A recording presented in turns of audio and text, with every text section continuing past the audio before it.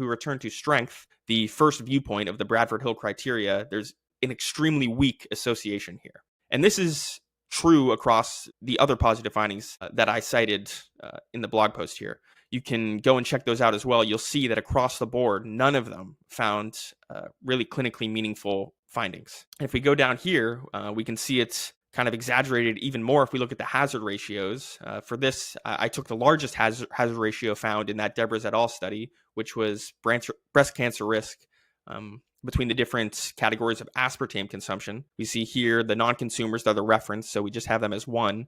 Low consumers, there's a 1.09 hazard ratio, so a 9% increase in relative risk compared to non-consumers. In high consumers, it's 1.22, which is a 22% relative increase. But if we put it on this scale, and I have it at a scale of 200 for a reason, you can barely tell the difference between them. Now, if we scroll down, the reason I had it at a scale of 200 is if we go back to that paper by Austin Bradford-Hill that I cited earlier, back in the 1700s, he talks about how the risk of scrotal cancer for chimney sweeps, so these were largely young boys who were going into chimneys and sweeping them to clean them, was 200x. So there was a 200x difference. The hazard ratio would be 200 compared to similar coworkers who weren't sweeping chimneys, right?